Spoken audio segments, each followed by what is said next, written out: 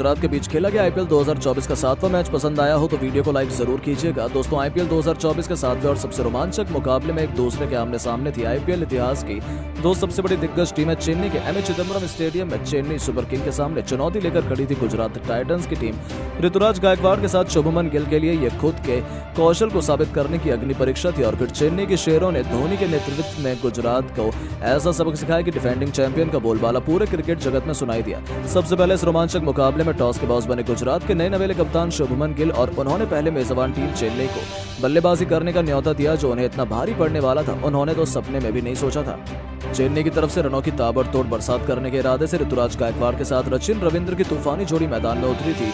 इन दोनों खिलाड़ियों के कंधों पर अपनी टीम को धाकड़ शुरुआत दिलाने की अहम जिम्मेदारी थी और आते ही उन्होंने इसका नजारा दिखाना भी शुरू कर दिया। दूसरे ओवर में उमेश यादव को आड़े हाथों लेते हुए रचिन रविंद्र ने पहले एक तूफानी छक्का तो फिर अगली ही गेंद पर चौका लगाकर अपने तेवर गुजरात को दिखा दिए थे।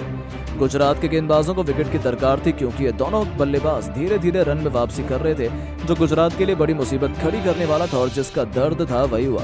रचिन रविंद्र तो सर पर कफन बांधकर मैदान में उतरे थे। तीसरा ओवर लेकर आए अजमतुल्लाह उमरजाई की भी बेरहमी से पिटाई करते हुए एक के बाद एक दो खतरनाक चौके लगाए और इस ओवर में कुल 12 रन बटोरकर 3 ओवर में ही चेन्नई को 25 रनों तक पहुंचा दिया था।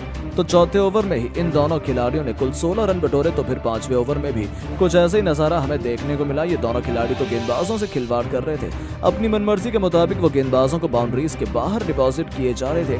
5 ओवर में गुजरात की टीम ने 58 रन रॉकेट की रफ्तार से ठोक डाले और अब तक गुजरात को कोई सफलता हासिल नहीं हो पाई थी। ऐसे में आखिरकार हार मानकर शुभमन गिल ने अपनी टीम के सबसे बड़े खिलाड़ी और तुरुप के राशिद खान का रुख किया। और दोस्तों, ऐसे ही थोड़ी ना राशिद खान को टी20 का इतना बड़ा लेजेंड माना जाता है। दूसरी गेंद पर ईंट का जवाब पत्थर से देते हुए इस खिलाड़ी ने सबसे बड़ी मछली रविंद्र को अपने जाल में फंसा लिया और रचिन रिद्धिमान साहा की स्टंपिंग का शिकार होकर आखिरकार पवेलियन लौटने को मजबूर हुए। लेकिन जाने से पहले उन्होंने 6 चौके और 3 छक्कों की बदौलत केवल 20 गेंद पर 46 बहुमूल्य रन ठोके थे। उनके आउट होने के बाद अब मैदान में मोर्चा संभालने आए थे अजिंक्य रहाणे। 6 ओवर के पावर प्ले में चेन्नई ने 69 रन 1 विकेट के नुकसान पर बना लिया। रहाणे ने ऋतुराज का बखूबी साथ निभाना चाहा लेकिन यह खिलाड़ी भी ज्यादा कुछ योगदान नहीं दे पाया। 12 गेंद पर 12 रन बनाकर उन्हें साई किशोर ने पवेलियन का रास्ता दिखाया। उनके आउट होने के बाद मैदान में गर्दा उड़ाने के लिए शिवम दुबे उनसे उतनी दूसरी तरफ ऋतुराज गायकवाड़ लेमन नजर आ रहे थे लेकिन दूसरी तरफ शिवम दुबे ने आते ही एक के बाद एक 2 तूफानी छक्के जड़कर अपना खाता खोला। दोनों ने मिलकर 11 ओवर में चेन्नई को 100 रनों के पार पहुंचा दिया था। चेन्नई की पारी तूफान के रफ्तार से आगे बढ़ रही थी। ऋतुराज अपने अर्धशतक के बेहद करीब थे तभी गेंदबाजी करने आए स्पेशल जॉनसन ने ऋतुराज का शिकार किया।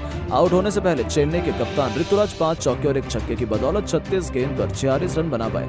127 रनों पर चेन्नई ने अपने 3 बल्लेबाजों को आउट करवा दिया। उनके आउट होने के बाद मैदान पर शिवम दुबे का साथ निभाने डेरी में चल आए थे। शिवम दुबे का बल्ला आग उगल रहा था। इस खिलाड़ी ने गुजरात के गेंदबाजों की हालत बिगाड़ दी थी।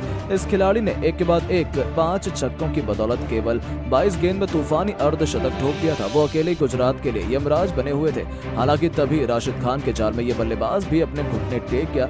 जाने से पहले उन्होंने 23 गेंद पर 5 तूफानी छक्के और 2 चौकों की बदौलत 51 रनों की बेमिसाल पारी खेल डाली थी। उनके आउट होने के बाद मैदान पर उतरे डेब्यूटेंट समीर रिजवी जिन्होंने आते ही पहली गेंद पर राशिद खान को छक्के के लिए मारकर सबके छक्के छुड़ा दिए थे। पूरा क्राउड एक पल में खुशी से झूम उठा था। यहाँ तक कि जाते जाते ओवर की आखिरी गेंद पर भी उन्होंने एक जबरदस्त छक्का लगाया और 2 गेंद पर 2 तूफानी छक्के जड़कर उन्होंने डेब्यू मैच में ही पूरी महफिल अपने नाम कर ली। हालांकि वो 14 रन बनाकर आउट हो गए जिसके बाद बल्लेबाजी करने उतरे थे रविंद्र जडेजा। उन्होंने भी चौके से अपना खाता खोला और डेरिल मिचेल के साथ मिलकर रविंद्र जडेजा ने 20 ओवर में अपनी टीम को 206 रनों के पहाड़ जैसे स्कोर तक पहुंचा दिया। जहां मिशेल भी 20 गेंद पर 2 चौके की बदौलत 24 रन बनाए थे। दूसरी तरफ गुजरात के लिए राशिद खान ने सबसे अधिक 2 सफलताएं हासिल की। अब गुजरात की तरफ से इस माउंट एवरेस्ट जैसे लक्ष्य को हासिल करने के लिए कप्तान शुभमन गिल के साथ रिद्धिमान साहा की जोड़ी मैदान में चेन्नई के गेंदबाजों का सामना करने के लिए उतरी थी। पहले ओवर की आखिरी गेंद पर दीपक चहर को निशाना बनाते हुए शुभमन ने एक जबरदस्त छक्का लगाकर अपने तेवर चेन्नई को दिखा दिए। दूसरी तरफ रिद्धिमान साहा ने भी दूसरे ओवर की पहली गेंद पर चौका लगाकर आक्रमण करना शुरू कर दिया था। तो ओवर की 5वीं गेंद पर भी रिद्धिमान साहा ने मुस्तफिजुर रहमान को चौके के दर्शन कराकर अभी से महेंद्र सिंह धोनी की पलटन को करारा जवाब देना शुरू कर दिया था। दोनों छोरों से चेन्नई के गेंदबाजों की खूब पिटाई हो रही थी। तीसरे ओवर में दीपक चहर को भी रिद्धिमान साहा ने एक के बाद एक 2 खतरनाक चौके लगा दिए थे। लेकिन दोस्तों, दीपक चहर भी कोई कच्चे खिलाड़ी नहीं है। ओवर की 5वीं गेंद पर ही उन्होंने गुजरात के कप्तान गिल को अपने जाल में फंसा लिया और एलबीडब्ल्यू होकर इस खूंखार बल्लेबाज को पवेलियन लौटना पड़ा। हालांकि उन्होंने रिव्यू का इस्तेमाल किया लेकिन वो भी बेकार साबित हुआ। गिल केवल 8 रन बनाकर पवेलियन लौटे और गुजरात को पहला झटका बहुत जल्द लग चुका था। अब नंबर 3 के पायदान पर मोर्चा संभालने खुद साई सुदर्शन आए थे, लेकिन दूसरी तरफ से रिद्धिमान साहब भी दीपक चहर के जाल में फंस गए और 17 गेंद पर 4 चौकों की बदौलत 21 रन बनाकर उन्हें भी वापस लौटना पड़ा। चेन्नई ने बहुत जल्द गुजरात के दोनों ओपनर्स को पवेलियन का रास्ता दिखा दिया था। अब मैदान पर सुदर्शन के साथ विजय शंकर की जोड़ी मौजूद थी। दोनों ने मिलकर गुजरात को 6 ओवर में 43 से रनों तक पहुंचाया, लेकिन अभी से गुजरात मैच से बाहर होने लगी थी क्योंकि रनों की रफ्तार बेहद धीमी थी। अगले ही ओवर में सुदर्शन ने चौका लगाकर अपनी टीम को 50 रनों के आंकड़े तक पहुंचा दिया था। लेकिन दोस्तों, विजय शंकर भी ज्यादा देर तक अपनी टीम को नहीं संभाल पाए। पार्ट टाइमर डेरी मिचेल ने उन्हें धोनी के लाजवाब कैद की बदौलत पवेलियन का रास्ता दिखाया, जहां ये खिलाड़ी केवल 12 रन बनाकर पवेलियन लौट गया और गुजरात की कमर टूट गई। अब मैदान पर साई सुदर्शन के साथ डेविड मिलर अपने बल्ले से तबाही मचाने उतर चुके थे। उन्होंने आते 10वें ओवर में सुदर्शन के साथ मिलकर एक के बाद एक 2 चौके लगाए और 10 ओवर में अपनी टीम को 80 रनों तक पहुंचा दिया। मैच अभी भी चेन्नई की झोली में था क्योंकि गुजरात को जीत के लिए 60 रन गेंदों पर 127 रन बनाने थे, जो नामुमकिन माना जा रहा था। और दोस्तों, ऐसा ही हमें अंत में देखने को मिला। डेविड मिलर 16 गेंद पर 21 रन बनाकर चलते बने तो साई सुदर्शन भी केवल 37 रन बनाकर मधीशा पथिराना के सामने घुटने टेक गए। यहां तक कि अजमतुल्लाह उमरजाई भी केवल 11 रनों का योगदान दे पाए। 118 रनों पर ही गुजरात ने अपने 6 बल्लेबाजों को गंवा दिया और उनकी हार पर अब कोई भी संदेह नहीं कर गया था।